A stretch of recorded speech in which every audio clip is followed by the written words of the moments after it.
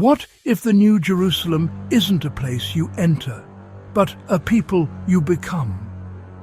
For 30 years, I studied one Hebrew word I couldn't fully translate. Separately, I developed statistical tools to analyze Scripture, treating the Bible as data, measuring patterns human readers might miss. Then, in January 2026, those two streams converged. The numbers revealed something extraordinary. The blueprint of the New Jerusalem has been encoded in the text all along, waiting for tools sophisticated enough to detect it. And that blueprint is you.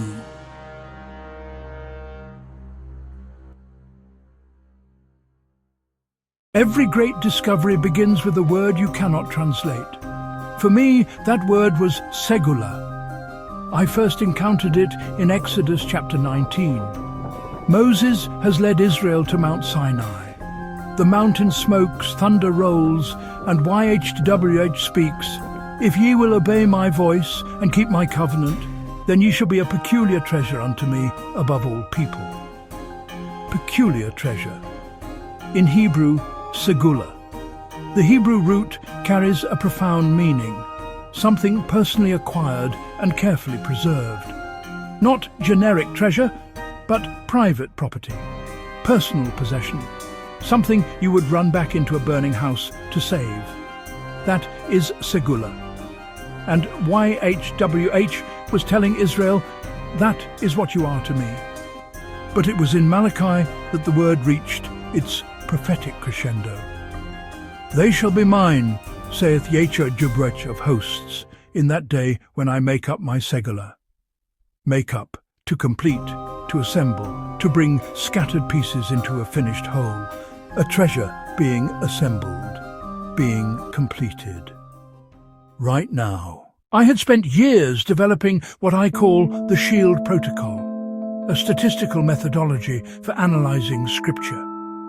The core idea is simple. What if we could measure the Bible? The protocol treats biblical text as data, every verse tagged with markers indicating which themes are present. 5 primary categories: identity, who you are; inheritance, what you possess; priesthood, how you worship; governance, how you rule; temporality, when it happens. When you tag 32,000 verses with these markers, patterns emerge, and you can identify anomalies, passages where the statistical profile deviates dramatically from expectation. The key metric is called the NRI, the non-random index. Scores above 150 indicate genuine thematic concentration. Scores above 200 suggest intentional design. The highest I had ever seen was around 250.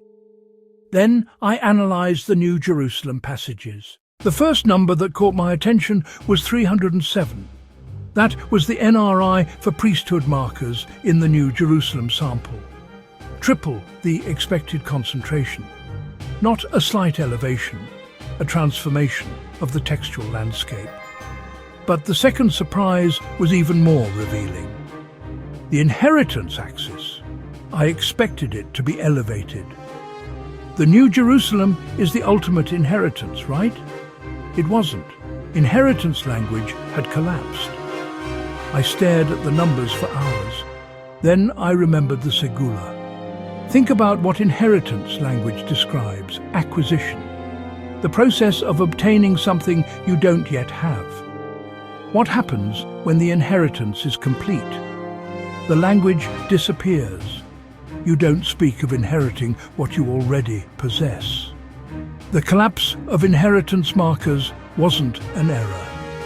It was a signature, the fingerprint of completed acquisition. The Segullah has been made up. They simply are.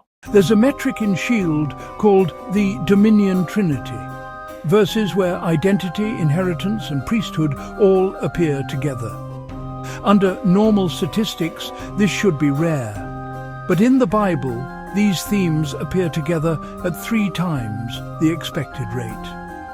In the New Jerusalem sample, The Dominion Trinity reached an NRI of 295.9, nearly triple the rate of an already elevated phenomenon. And then I understood. Identity, who they are, the refined remnant, God's personal possession. Inheritance, where they dwell. But the dwelling and dwellers are one. Priesthood, how they relate to God, perpetual, unmediated access. The three collapse into unity. You cannot separate the people from the place because the people are the place.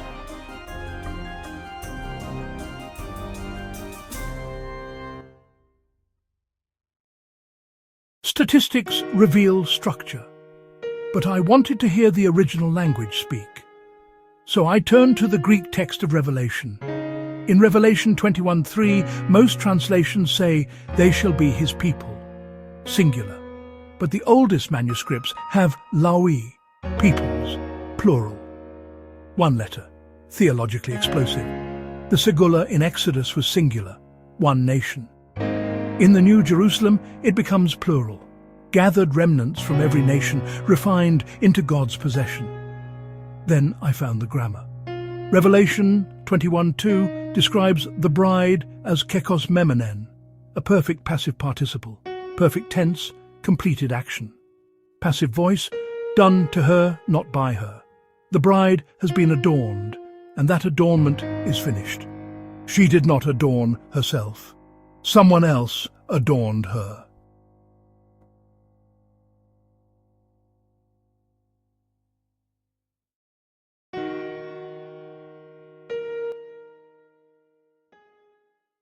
One more statistical anomaly changed everything. Shield tracks, protection markers, verses about divine shelter, safety, preservation. In the Torah, protection appears in 4.3% of verses. Safety is conditional. If you obey, you're protected. In the New Jerusalem passages, protection reaches 31.3%. Sevenfold elevation. Think about what this means. The Torah describes a probationary system, protection earned through obedience. The New Jerusalem describes something utterly different. Safety is environmental, protection is architectural. The walls are jasper, the gates never close, the river of life flows from the throne. The protection engine is not a feature of the New Jerusalem. It is the definition of the New Jerusalem. If you followed me this far, you may be asking, what does this mean for me? The statistics prove the destination exists. The Greek confirms the transformation is certain, but between here and there lies the furnace. I have spent 75 years learning what it means to be refined, dug up from the earth like raw ore, heated in fires I did not choose. Dross skimmed from my surface that I didn't know was there. But the numbers give me hope, because the architecture is real, the pattern is measurable, the destination exists. In the final chapter of Revelation, a voice speaks. The Spirit and the bride say, "Come, and let him that is athirst come. And whosoever will, let him take the water of life freely." This is the invitation of the Segullah. The transparent gold calls to raw ore. Come, be refined, be transformed, become what we have become. The refiner is sitting, the fire is burning, the dross is being removed. Will you endure the heat? Will you emerge transformed?